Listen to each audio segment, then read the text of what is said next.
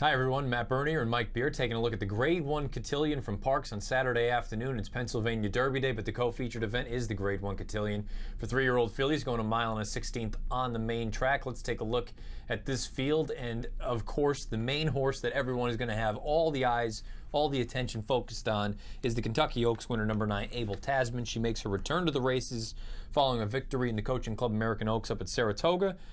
Any concern that we haven't seen her since then, or is she just simply the best horse?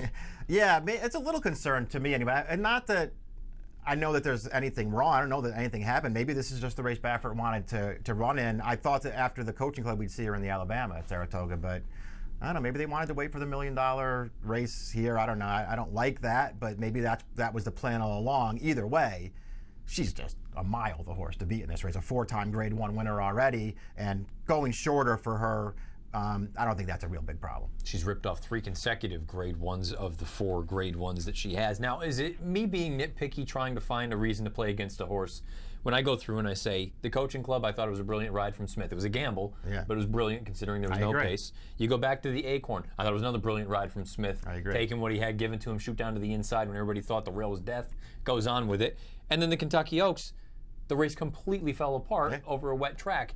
After that, I'm left with a nice horse still. I mean, she's still the best horse in the race, but is it crazy for me to be trying to position her in that aspect, that kind of... No, because she's going to be a really, really heavy favorite in this race, and that's sort of what you're supposed to do, is sort of find, especially if you want to bet against them, is to find reasons that maybe they could be a little bit vulnerable, maybe not as good as they look on paper.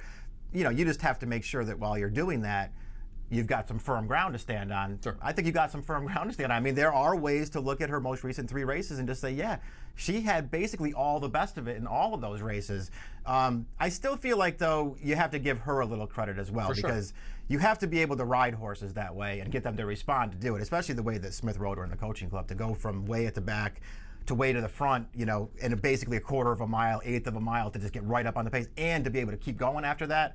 I mean, I think it says a lot about her. She's a real nice horse. She's very, very talented. She is no question the leader as far as 3-year-old champion is concerned for the fillies, but we'll find out if she's ready to go. And she's facing some salty other fillies in here. No pun intended. The horse drawn just to her outside is number 10, Salty. And Salty has been a horse that has had a lot of fanfare. She's taken a lot of attention at the windows. It just seems like she has been put in some, not just tough spots, but she's been really unlucky, whether it be post position or she just didn't have her act together in the gate one day. She's got ability. I guess the problem is, how many times do I want to keep going to her? Right, that's the problem with her. I think I agree with that. She's a talented horse, though, and you're right. You know, the sort of the case that you were making against Abel Tasman, you know, sort of plays into Salty a little bit too, because while she was maybe getting all the best of it, and some of those races Salty was not having all the best of it, and I think it makes you want to make excuses for her. The problem is, there was no such excuse for her last time. And the Alabama, she got a really good trip. She wasn't good enough in that race. It was 1.25 miles, probably a little far for her. This distance is better. But I just wonder, the clock's been ticking on her for a while. I wonder if time's run out. Speaking of the Alabama, you've got a number of fillies exiting the Alabama coming back here in this spot. We'll just take them right in post position order. The number 2 is locked down for Bill Mott. She looks good. She's got the beautiful pedigree. I believe she's a full sister to Close Hatches, who we all know what she was capable of on her best day. My biggest concern with her is, where is her fast race? Yeah, that's, we share the same concern. I mean, lockdown is fine. She can run a little bit, but where is her good race? Where's the race that makes you want to bet her as the likely second choice in this race to Abel Tasman? I mean, I don't really see that race. I thought that she ran really well in the Mother Goose 2 starts back. She stumbled pretty hard at the start of that race. She made a big wide run around the turn right when she got to Unchained Melody on the lead. Unchained Melody, who was just controlling that race, still had something left, just ran away from her and left her behind for a second. To me, that's still the best race she's ever run. And if she runs that, she's not going to beat Abel Tasman. Simply put, the number 3 Actress is a horse that she went out there, she won the Black-Eyed Susan. That was another race that had a complete pace meltdown.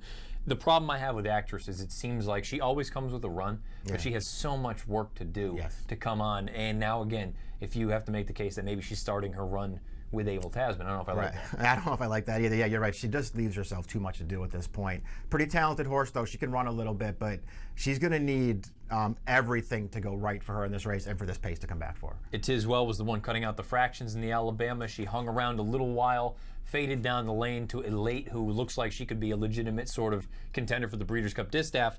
I like the fact that she went probably a distance that was a little bit too far for her, but she went a legitimate clip early on. Yeah, I'll give her the benefit of the doubt for the mile and a quarter. I think it was a little too far for her. And you're right. I mean, the pace was legitimate in that race. I mean, she was up there and she was not taking any pressure. So it wasn't a hard pace on her, but it was pretty fast, and she just got tired. You know, no match for Elate. She got really tired at the end. Luckily for her, there was really nobody closing at the end of that race, so she held on for second. I still thought she ran well, and I like that. It just feels like she's sort of been heading the right way for Hollendorfer. I'm not going to be surprised if she really appreciates this turn back and gets a better trip this time. The 6 Mopetism, one of my favorite horses. I have to acknowledge that she just hasn't really taken a step forward.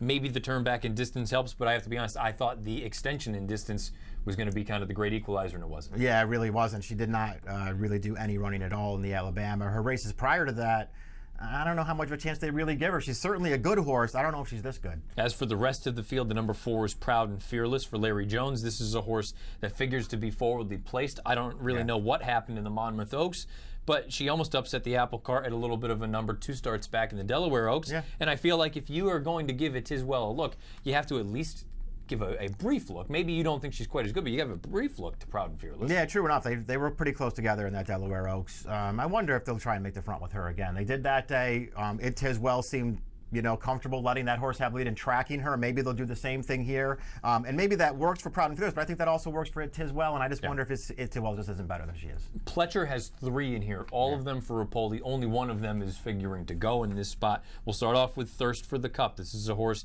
that won by 100 in the most recent start up in Saratoga on a wet track that came off the turf.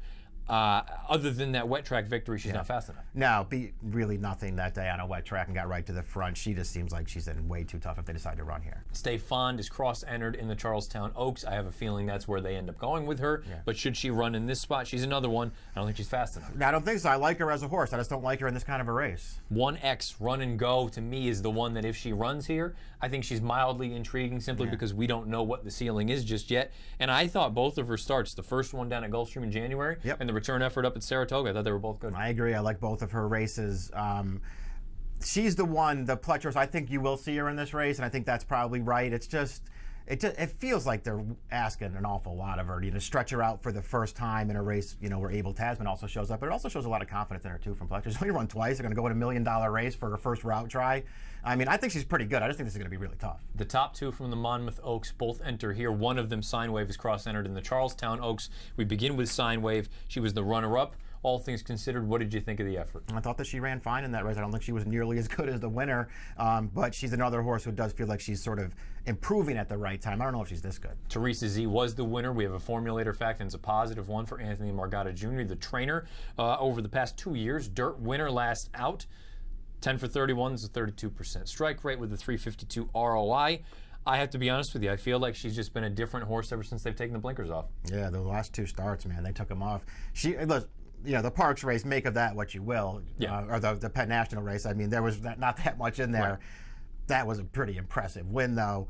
And she ran better last time, I think. I mean, that was a big, wide run she made into that race, and she kept coming through the stretch. Really, really impressive. She's really improved at the right time. I'm not against Abel Tasman in this race, but if I was against her, I'd be against her with that horse. I didn't have the courage to put her on top, but I have a feeling there's a real chance that she's going to be on everything that I played, but also I may be betting her to win. But who are the picks? Let's take a look here, who we're going to go with in the Grade 1 Cotillion at Parx on Saturday afternoon. Mike's going to go with the best horse in the race, Abel Tasman. She's the one that doesn't have anything to prove while everyone else does. Yeah, true enough. I mean, I just felt like the more I looked at the race, the more I just feel like, you know, they've come back in a spot where she's just supposed to be really tough. She's the best 3-year-old filly in the country right now. We'll see what happens down the line, but right now she's better than these horses. Somebody has to really improve to beat her. I'm hopeful that It Tiswell can work out a tactical enough trip where you're not going to send like they did in the Alabama, but you can sit just off, get first run on the deep closers, and maybe pull a little bit of an upset in the Grade 1 Cotillion at Parx on Saturday afternoon. If you're playing at home, check out DRF Bets. Got a new sign-up offer for new subscribers, up to a $300 sign-up bonus. DRF.com/fall is the address, and the promo code is fall300. Race number 10 at Parx on Saturday. It is the co-featured event, the Grade 1 Cotillion for the 3-year-old fillies. $1 million on the line. Scheduled post time is 4:55 Eastern. Best of luck.